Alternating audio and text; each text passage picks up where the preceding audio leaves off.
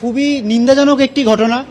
পশ্চিমবঙ্গ সরকার এই যে একটা অন্য রাজ্যে ব্ল্যাকলিস্টেড হয়ে যাওয়া রিঙ্গার সিলেক্টেড, যেটা নিয়ে গত 7ই ডিসেম্বর মিদনাপুর মেডিকেল কলেজের যারা জুনিয়র ডাক্তাররা রয়েছেন তারা সরব হয়েছিলেন, সেই রকম একটা জিনিস চালানোর পর প্রসূতি একজন মায়ের মৃত্যু হলো এবং আরও 3 জন আশঙ্কাজনকভাবে তারা ভর্তি রয়েছেন এসএসকেএমে। এই গোটা দিকটা থেকেই আজকে আমাদের স্বাস্থ্যমন্ত্রী মুখ্যমন্ত্রী যে সাংবাদিক বৈঠক করলেন, একবারও স্যালাইন সংক্রান্ত রিঙ্গার সিলেক্টেড সংক্রান্ত কোনো কথা বললেন না। কেন? গোটা কথাটাই হলো যে জুনিয়র ডাক্তার তাদেরকে একটাভাবে বলির পাঠা করে তাদেরকে সাসপেন্ড করা হচ্ছে। কোন নিয়ম বলে করা হচ্ছে?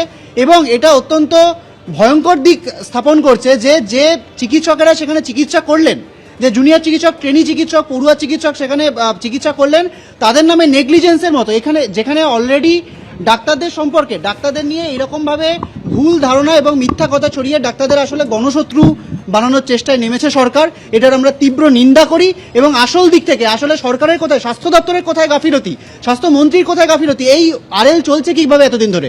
নিম্নমানের অক্সিটোসিন কিভাবে চলছে এতদিন ধরে? বুপিভাকেন যেটা নিয়ে প্রশ্ন উঠছে, সেটা স্পাইনাল অ্যানেস্থেসিয়া পশ্চিমবঙ্গ ফার্মাসিউটিক্যালে, সেটা নিয়ে আগে কেন পরীক্ষা হলো না? এতদিন ধরে মে মাস থেকে কেন সেন্ট্রাল ড্রাগ এজেন্সি সে কেন এতদিন ধরে পরীক্ষার রেজাল্ট দিতে পারলো না? এখন এসে বলছে যে আরএলে কোনো সমস্যা নেই। তাহলে আরএলে এই যে গোটা ঘটনা হলো, যে ঘটনা কর্ণাটকে অলরেডি ঘটেছে, গোটা ঘটনাকে ধামাচাপা দেওয়ার জন্য কেবলমাত্র ডাক্তারদের বদনাম এবং ডাক্তারদেরকে, একজন পড়ুয়া চিকিৎসক, আপনারা কল্পনা করতে পারছেন মানে সিনিয়র ডাক্তার যারা ওই দিনকে ভিজিটিং সার্জন রয়েছেন, সুপার রয়েছেন, তাদের কথা তাও মেনে নেওয়া যায়, তাও আমরা মেনে কিছুই নেওয়া যায় না, তাও কথা বলা যায়। কিন্তু পড়ুয়া চিকিৎসক, ট্রেনি চিকিৎসক, তাদেরকে এইভাবে সাসপেন্ড করা হচ্ছে। এটা আসলে প্রচণ্ড একটা প্রতিহিংসাপরায়ণ রাজনীতি, তারই প্রকাশ বলে আমরা মনে করছি।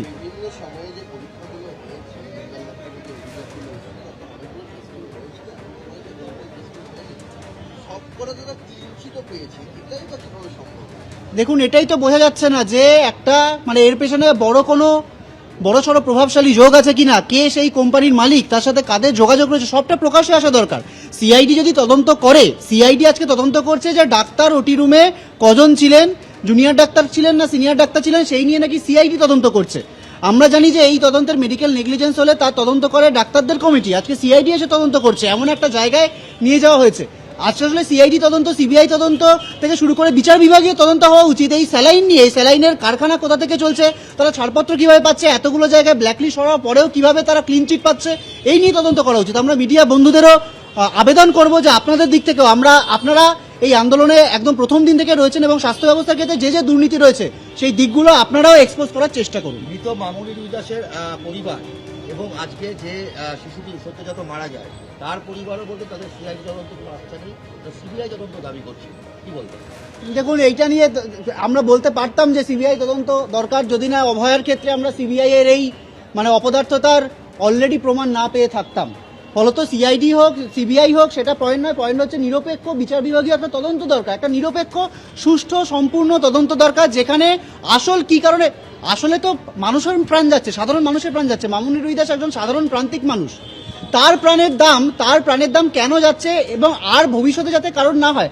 আজকে যদি ডাক্তারদের সাসপেন্ড করে গোটাটা মানে খেলা বন্ধ করে দেওয়া হয়, তাহলে এইরকম আজকে তাহলে আরএল কেন বন্ধ, তাহলে নোটিশ দিয়ে কেন বাজেয়াপ্ত করা হয়েছে, তাহলে চালানো হোক। যদি এটা প্রমাণিত হয়ে যায় যে ক্লিন চিট দেওয়া হয়েছে, ডাক্তারদের জন্যই সব হয়েছে, তাহলে আরএল চালানো হোক।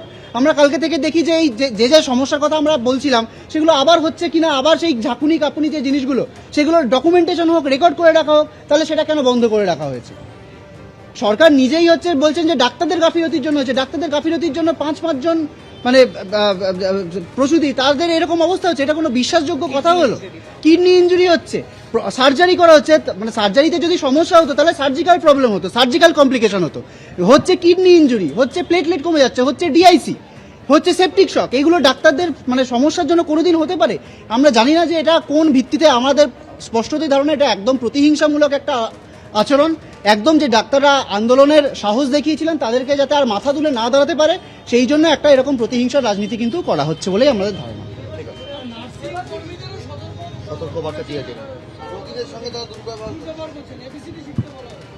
এবিসিডি শেখা উচিত আসলে এই আইএএস অফিসারদের। তারা জানেন না যে একজন নার্সিং স্টাফ, একজন গ্রুপ ডি স্টাফ, একজন জুনিয়র ডাক্তার, তাদেরকে প্রত্যেকদিন কজন রোগীকে সামলাতে হয়। একটা ওপিডির বাইরে আপনারা দেখবেন এই যে প্রায়ই প্রশ্ন আসে যে রোগীদের সাথে সরকারি হাসপাতালের ডাক্তারদের বা স্বাস্থ্যকর্মীদের দুর্ব্যবহারের প্রশ্নটি আমরা মেনে নিচ্ছি, হ্যাঁ দুর্ব্যবহারের ঘটনা প্রায়ই ঘটে। কেন ঘটে? তার কারণ একটা ওপিডি লাইনে একজন স্যার বা একজন স্যার তার সহকারী, তাদেরকে ট্রিটমেন্ট করানোর জন্য বাইরে লাইন দেওয়া থাকে 700-800 জনের।